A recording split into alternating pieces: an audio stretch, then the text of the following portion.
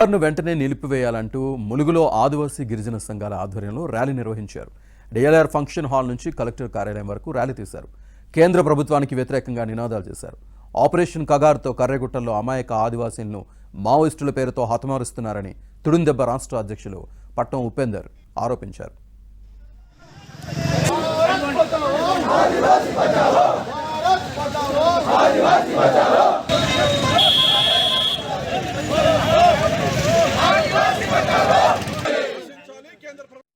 ఆదివాసీలు రక్షించుకోవడమే, ఆదివాసీలు రక్షించడం అంటే భారత రాజ్యాంగాన్ని రక్షించడమే.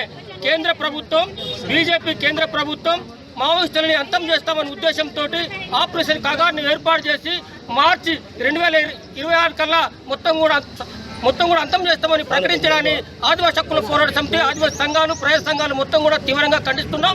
మావోయిస్టులకు, పోలీసులకు జరుగుతున్న యుద్ధంలో అమాయక ఆదివాసులు మొత్తం కూడా చనిపోతున్నారు, పిట్టలు కాల్ చేస్తున్నారు. కాబట్టి ఆదివాసులకు తినడానికి తిండి లేకుండా, నీళ్లు లేకుండా, కనీస వసతులు లేకుండా, అవకాశాలు లేకుండా మొత్తం గుడాల్లో కూడా ఆకలి సాగుతో చనిపోయే పరిస్థితుంది. కాబట్టి కేంద్ర ప్రభుత్వం వెంటనే స్పందించి వెంటనే చర్చలు జరపాలి. అక్కడ పారామిలిటరీ బలాలను మొత్తం వెనుకకు తీసుకోవాలి, ఆదివాసులకు రక్షణ కల్పించాలి, భారత రాజ్యాంగాన్ని అమలు చేయాలని చెప్పేసి ఆదివాసీ హక్కుల పోరాట సమితి, ఆదివాసీ ప్రజా సంఘాలు, దళిత గిరిజన సంఘాలు